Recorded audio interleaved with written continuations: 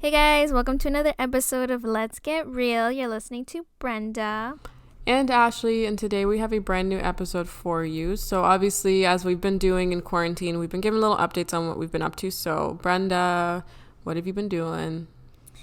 To be honest, same old, nothing really new. Still off work, so I think that's going to change soon because I see that a lot of retail now, they're starting to do curbside pickup, so I think that it will be soon that I shall be going back, sadly. That'll be good for you, though, because you won't have to deal with customers.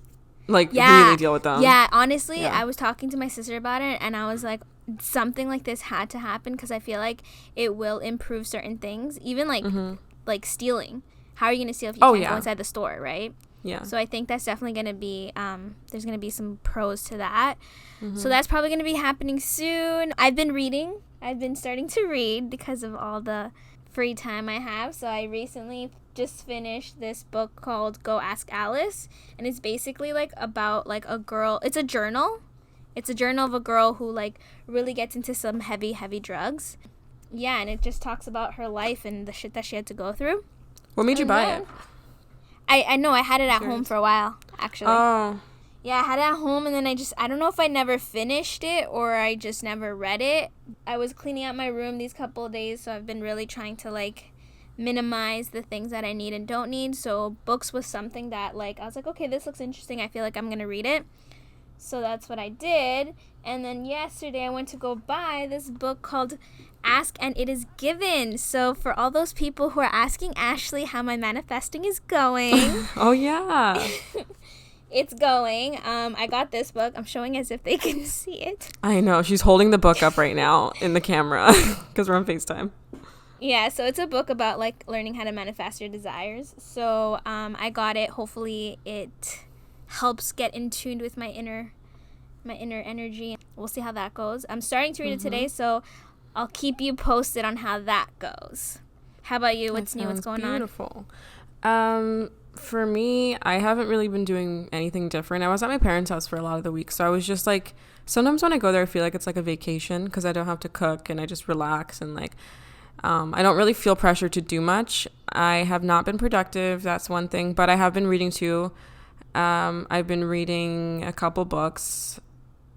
I'm in between 3 right now. One of them is, I just finished it actually, How to Be Compassionate, and then I have the 5 love languages, which we're going to get into today, and then I have just like this mini book for tarot that I'm still trying to learn, but that's like really it. I haven't done anything. Oh, no, I did one thing. I did like a socially distanced little birthday get together for my friend.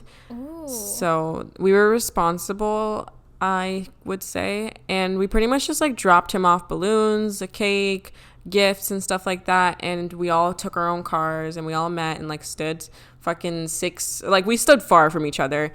And that was so crazy because, like, I haven't been around that many people in a while. There's 5 of us, and it was like, whoa. Like, there were so many of us. It felt like I was, like, doing something so bad. It was crazy. Other than that, that's it. Nothing new. But like I mentioned, I am reading the 5 love languages. And Brenda and I had talked about, doing an episode on this a few weeks back. And I think it's something that a lot of people need to hear about. In case you haven't heard about it, then this is a really good episode. Yeah, I feel like this is going to be a good episode because especially now that we're in quarantine, I feel like people are slowly starting to discover their partners more and the person that they're living with. Yeah. I know I had a friend recently tell me how her significant other has been very like, wanting her to cuddle and be touchy and, watch Netflix and things like that, right? And she's just not really into that as much. She's more like, let's do stuff that needs to get done together. And she feels more appreciative about those type of things and versus like sitting down and, not really doing much productivity together. So I think it's important to like understand your partner's love language because then I feel like that's going to help when you want to show them love and affection. You'll know where to go or what to do in order to feel more connected with one another. Exactly. And like we're going to get into some examples. Brenda's going to go over those in a sec. But like just in case you don't know what the 5 love languages are, what it is. So pretty much there's this like marriage counselor named Gary Chapman who created the whole idea and concept of the 5 love languages. And the 5 love languages pretty much states that every person has their own love language, like their own language of love, which is the way that they give and receive love and how they understand it. So like something that I heard in the videos describing it was, you can't speak Chinese to someone who only speaks English, and you can't speak English to someone who only speaks Chinese and expect them to understand, because they don't speak the same language. So love languages are the same thing. If my love language is words of affirmation and somebody else's, my partner's, is quality time, I need to spend time with him for him to feel loved. I can't just be telling him how amazing he is for him to feel loved. I have to speak his language. So there are 5, of course, and I guess we'll just kind of briefly go over what they all are, and then we're just going to talk about like our results and just examples, I guess, so that you guys can understand it and apply it to your own life and relationships, whether it be romantic or platonic. Okay, so the 5 love languages, as Ashley was saying, there's 5 different love languages, and basically it describes the type of connection and love you'd like to feel with your partner. So there's words of affirmations, acts of service, receiving gifts, quality time, and physical touch. So we'll go over them one by one and kind of get into more, like, into detail of what each one is. So basically, words of affirmation is, if we're going to use coffee as an example, it would be something like telling your partner, like, the coffee you made is so delicious. The coffee you make every morning for us is really great. Basically telling your partner, like, things that make them feel positive, things that make them feel good. So, letting them know that you're proud of them, or you're happy about all their achievements that they've made, things like that. It's literally, in the title, it's just affirming words with your partner. So you just want to express how you're feeling. So if you're looking at them and you think they look really good and it just kind of like passes as a thought, say it out loud, because that's how they understand love.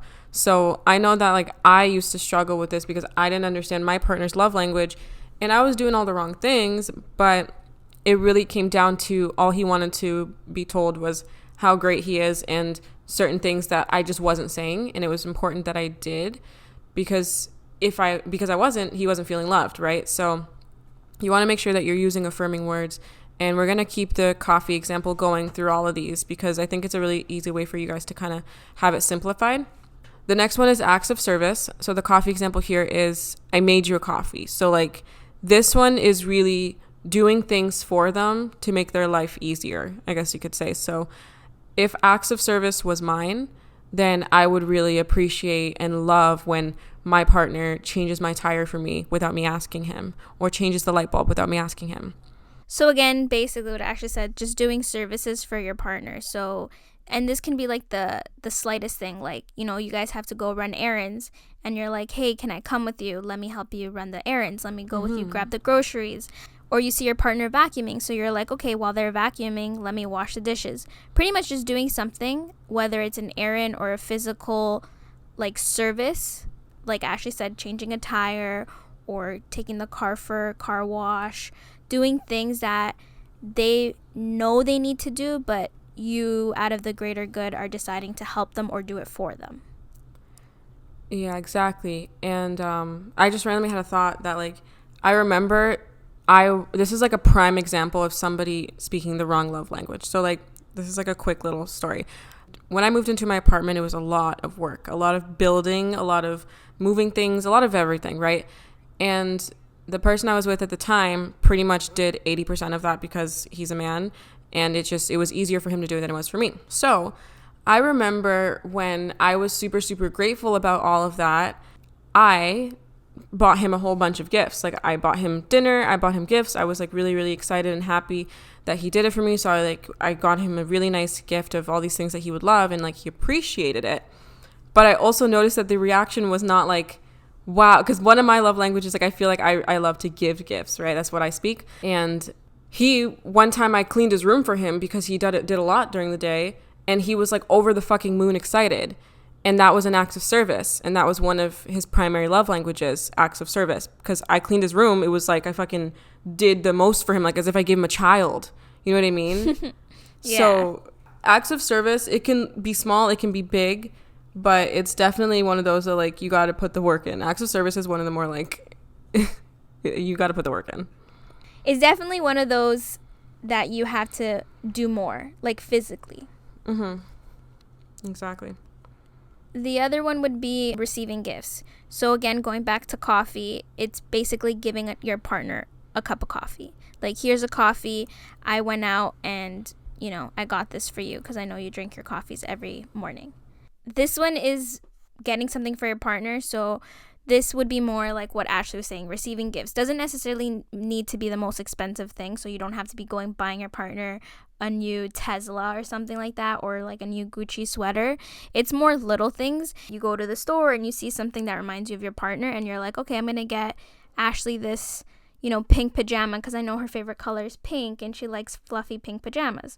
Could be something as small as going to the groceries and realizing, oh, I know my partner really likes this type of bruschetta bread, so I'm going to go buy that person this so they can, feel appreciated, feel loved. Exactly. And there's really not much else for me to elaborate on that one because I would just be repeating what Brenda's saying. It's literally just, the thought behind the gift is what really makes the person feel appreciated and loved rather than the gift itself. The next one is quality time. This one I think is so important. The coffee example this goes to is let's go get a coffee together. So you just want to spend time with your partner. Usually it is uninterrupted time. So, you're with them. They're not on their phone. They're fully present. They're there. This would obviously just mean that you or whoever your partner is values spending time together alone and just being in each other's company. And that's really, really it. Yeah, pretty much what Ashley said. So just spending time together, a lot of alone time, again, doesn't need to be you guys doing the most productive thing. Could be something as small as like watching a movie together. But yeah, pretty much just spending some alone time together, whether it's going to watch a movie together or staying home to watch a movie, but pretty much just kind of feeding off company of your significant other. Yeah, and the last one is physical touch. This one is very self-explanatory. The example is, let me hold you like a coffee. So obviously, if you love physical touch and that's your love language, you want to be held, you want to be kissed, you want to be holding hands in public, you want to be cuddling, you just want the physical touch of your partner because that is like how you show affection, how you show love. So physical touch is a big one. Yeah, and again, I know a lot of people try to think this is sexual, but it's not. It could literally be the smallest thing, as like someone putting their arm around you, holding your hand while you're in public, giving you hugs, kissing your forehead, exactly. Things like that. Something that makes you feel like that person is physically attached to you in some way. So with that being said, we went and figured out what our love languages are. I always had like an idea. Then when I started reading the book, I kind of learned more. But there's a quiz on 5lovelanguages.com that you guys should take. There's a couples quiz too that you could take, and you can figure out your love language or your partner's love language. So Brenda and I both did this. So did her boyfriend. And we're just going to share our results, I guess, and talk about more to do with the love languages. So Brenda, what is your love language? So for me, my highest was words of affirmation, which to me makes sense because I know it's really weird. I always think that in a sense, yes, people are right. Actions are louder than words. And for me, it's the opposite because I feel like it puts more effort to me anyways, because like if you think about it, I can just go to the store and buy you a gift. It's the easiest thing. It'll probably take me like 15-20 minutes. But for me to like write out a letter about how I feel about you or how special you mean to me, that like I literally need to sit down, reflect and think and like make it feel and sound as great as what I want it to, right? So to me, I feel like that shows more effort, words of affirmation. So, I mean, again, I'm not shocked that was my highest. What were the other ones that you got? Like, what was the percentage and stuff on those? So, it was 30% words of affirmation, then 27% quality time. Oh, it's close. Yeah, and then 17% was both receiving gifts and acts of service. And then number 10 was physical touch, which I think is kind of... Wait, number 10? Sorry, 10%. Sorry, 10%. 10% was physical touch, which to me seems pretty right on to what I think I am, just because physical touch for me is nothing like crazy. Like I'm like the least PDA person if we hold hands, if we don't, if we do this, especially when it comes to public. Like, if it's a quality time, then yes, I would expect there to be more physical touch. But if it's like we're out in a group. Do you relate with all of these? Like, when you saw the results, were you surprised, or were you like, no, this makes sense? For the most part, I think it made sense. I had a feeling that my highest would have definitely been words of affirmation. It would have been tied with either words of affirmation or quality time, I think, were going to be my top two. And then I thought acts of service, physical touch, and receiving gifts would be somewhere in the lower ranks. So I wasn't too shocked. I wasn't too surprised by the results. I feel like it was pretty accurate for the most part, like I said. Okay. I could see that for you. It makes sense. Knowing you, it makes sense. Obviously, I don't know like how you are in relationships firsthand, but physical touch for you, I feel like that makes a lot of sense, because I've never seen you as the person that needs to be like all lovey-dovey in line at the grocery store with your man. Like, it's just not you. Yeah. So like, I even did with the my test too. siblings. Oh. My siblings are so very sorry. like my siblings are very like, they're more physically connected. Like, I know, like, when I come home or I'm doing something, like, oh, hey, how was your day? And they'll try to like hug me or come Jessica into my room will hug you? Yeah, Jessica's What? super physical. Oh my god. Jessica's her sister, by the way, guys. Oh my god. Yeah, she's always trying to give me a kiss or hug. Johnny too. They're very like Aww. touchy people. And Oh I'm my god, always Stephanie like, never does that. I'm always like, get off of me, stop touching me. Especially now, because like my brother likes to sleep with me during this whole Rona thing, because we're the only two that's really like not going out or working and stuff. So he's very like, let's stay together. Oh. And yeah, he's very like, he's too up in my face sometimes, and I'm just like, oh god, That's please. so cute. So I did the quiz too, and my results are so my main love language is quality time. I had 30% quality time, which makes sense for me, because it's so important to me. Like, we could literally be sitting down and not talking, and I still want to spend time with you. Like, and when I'm dating you, I could be with you every single day and I don't get sick of you. I will be on the phone with you every single day. Like, in my last relationship, we were on the phone for most of the day. It was ridiculous, but I have no problem with it. I love it. And then 23%, I had acts of service, which makes sense, especially considering, you know how I am with roles, like male roles. Yeah. Like, he used to do things like pump my tires or take care of, obviously, home things, take out the garbage without me asking, stuff like that. And I always was like, so, wow, like, that's so beautiful. Oh my goodness. Like, I felt so great about that. 20% is receiving gifts. And I just love gifts. Like, they're great. 17% words of affirmation. And I had 10% physical touch as well. Oh, wow. Aquarius. I feel like it's an Aquarius thing.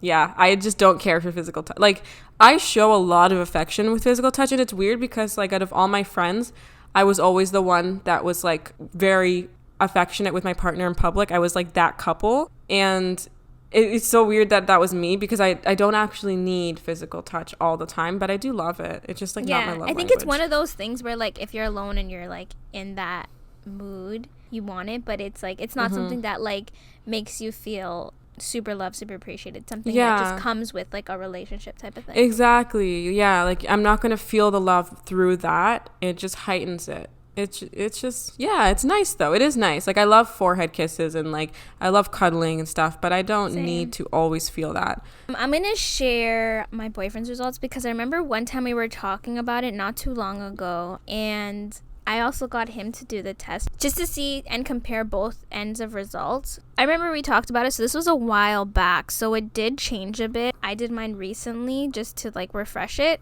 and I noticed that it was percentage, and I guess they've changed that because before it was more like numbered. And so anyways, so his was, the top was also words of affirmation with a no score way. So you speak the same score love of 10. language? Yes, I guess that's why we're so compatible. Wow. Yeah. I can see that too though, because he's very expressive. Yes, that's the word. He's definitely more expressive. He likes hearing things more often, like, again, saying like you're proud of him, accomplishments. But I think both ends were very good at that. Like, he always talks to me about how supportive he is, like even with my podcast, every time we do an episode and I get him to listen to it, he's like, it's so good. He'll always say like these great positive supportive words, and like it makes me feel so great. And I know like even when he's feeling down and I say certain things, it makes him feel like great and happy. So I know that I had a feeling that we'd both be very up there with words of affirmation. And then his second one was also my second one, which was quality time. He got a score of 8. Yeah, this is why you guys work well together, for sure. Our bottom ones were a little bit different. So I know my last one was physical touch. His was the third. So it goes words of affirmation, quality time, then physical touch, then acts of service, and then receiving gifts.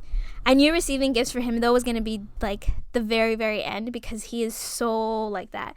Like, even now that his birthday's coming up, like, I struggled so hard to get him something because he's not one to ask for anything. Ever, ever, ever. Like, even when we go to the mall, I always say, oh, that's really cute. Oh, that's really nice. Oh, I want that. Oh, this is cute. Just to, like, give ideas, whether it's, like, little things, things that they want to give you or whatever.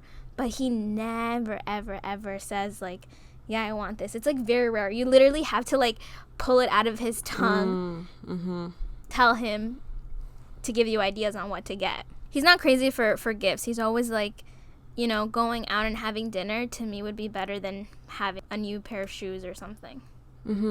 That's just the way he thinks. So I had a feeling receiving gifts would be down there. I think his too was very much what I would expect it to be.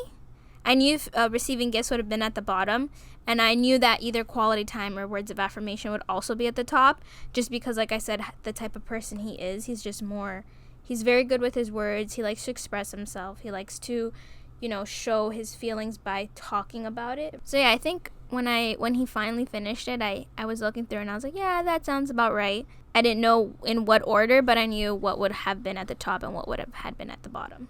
That's so cool. It's really good that you guys have the same love language because it makes your life so much easier because you don't have to put the work in to understand his language of love because you already speak that language. It's just easy. For me, my issue was that my partner's love language was words of affirmation. That's something that I didn't really implement into my day-to-day life and relationships. So I didn't know how to speak words of affirmation, and I didn't know that's what he wanted. In his eyes, I was not showing love because I was showing love in my ways, right? I feel like when you have, most people aren't as lucky as you guys, but when you're not and you don't speak the same language, like you have to put that work in to understand theirs, because if not, like somebody could just feel neglected 24/7 and you have no idea, and that's kind of scary. Yeah, I think it's important to know your significant other's love language because, again, it's like you said and what we talked about, you might think that they're not showing you love, but it's only because their way of showing love is a bit different. So I think it really helps understand each other more and know where it is you're lacking or what the preference of the other person is. I think it's really, really crucial for everyone in a relationship to at least do the quiz and do a quick Google search or YouTube search. Like, you don't have to read the book. If you do, it's called The 5 Love Languages by Gary Chapman. But if you don't read the book, just do the little research you can to figure out how to show your partner love in their own way, and I guarantee you your relationship will prosper. So there is also ways to show yourself love. So there's self-love languages, which is the same love language outline, but it kind of goes into how you show yourself love and, what your understanding of that is. So I'll go over each one and just talk about it a little bit more in terms of like self-love. So for physical touch, it's things that make your body feel good or focus on your physical beings. So an example for that would be, getting a massage for yourself, like going out and treating yourself, or getting into like a skincare routine every morning, and that will be like your thing that you do in order to feel, good about yourself. And the next one would be active service. So this is doing or rearranging things for yourself that make you feel good. So maybe doing some cleaning around the house or doing acts of kindness for yourself. Again, treating yourself. The next one would be receiving gifts. So treating yourself by purchasing things that make you happy. So whether it's buying a trip to go somewhere or buying, like if you're really into art, buying craft supplies so that you can go home, have like an art day for yourself, things like that. Again, with receiving gifts, it doesn't have to be something out of the ordinary, something big.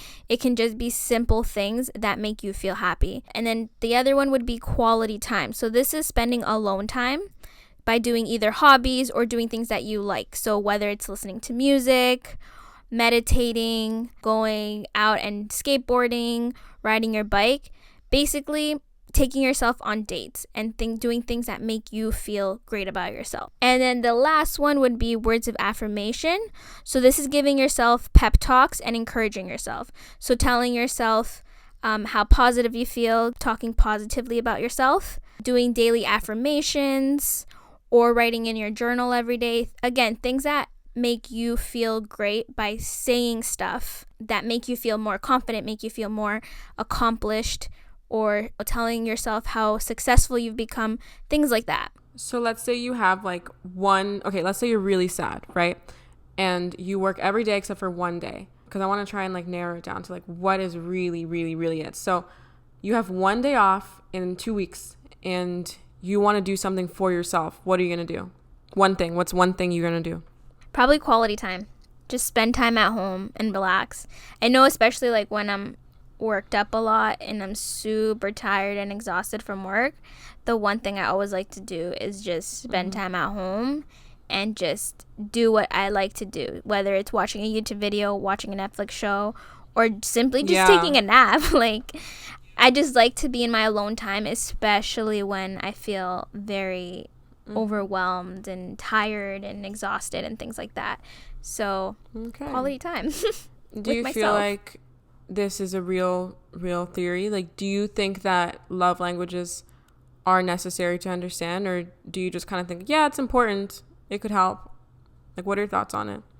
No, 100%. I think it's very good to understand. If you don't know it, take the test and read into it, because my thing too is I didn't really understand. For me, again, physical touch is physical touch, like touching each other, but it's more than just that. Again, act of service, like there's more meaning towards each one, and I think it's good that you kind of read into it and understand it to see how you can bring it into life, into what you and your partner are going through, right? And I feel like in the beginning stage of your relationship, it's always easy to get caught up in that feeling and wanting to be with each other and, you know, feeling cared for and loved. But when you understand your partner's actual love language, it will make you understand why, you know, certain things are lacking. Or again, some people say like, this person doesn't show me love anymore, and it's maybe because that person never really understood the meaning of love language, and now with them being around you more, they realize, okay, I don't need your physical presence all the time. For me, you know, you doing acts of service and doing things around the house makes me think that you love me more, because you're get that extra load of stress off my chest, and that's your way of showing that person that you truly do love them. 100%. I agree. No, I actually really agree with you on that. Very well said. There's really not much else to really go over with the love languages, because it is as simple as it sounds. It's more about doing your own personal research on all the love languages and figuring out your partners, figuring out your own. So again, if you are curious about this stuff, then we're going to put a post up on our Instagram that will have like the website that we used to do the quiz. We can share our results and stuff if you guys are interested in that. And just like all the resources that we used to really learn about the love languages. And just check out our Instagram for that. Yeah, this is actually really good, especially if you're midway in your relationship with your partner. It's good to understand, because again, like I said in the beginning, like the beginning of a relationship, it's always like that honeymoon stage that everyone talks about. So you're more interested in the time that you're spending together versus understanding your partner and like the type of person they really are. So I think this is really good, especially for people, even for people who find that there's a little bit of a rocky path between their relationship, because it could be that your way of love is quality time while his is act of service. So understanding each other's and knowing where you can kind of come mid-ground with each other, I think would help with certain relationships. But you can definitely ask us questions and DM us if there's anything that you want to ask and that you're interested about. Feel free to message us and DM us on our Instagram account. It's Let's Get Real the Podcast. And our Twitter account is Let's Get Real Pod. Our YouTube channel is Let's Get Real Podcast. You can look us up and hit subscribe for us, please. And that's pretty much it for the social medias, for the episodes. So if you guys like this episode, don't forget to let us know. Leave us a review in the Apple Podcast app and a rating. 5-star ratings. We really appreciate them. And also, guys, don't forget to send it to your friends. Again, now that we're in quarantine, if you see a relationship that's lacking, maybe get them to do their love language. find out what it is that is keeping them apart. Maybe their love language is 2 different languages. So share it with your friends, share it with your partner, share it with your soon-to-be partner. All right, guys. Thank you so much for listening. We hope you loved this episode. Don't forget, if you have any questions for us, just DM us and we'll answer them in the upcoming episodes. So we will be back next Monday. Bye. Bye.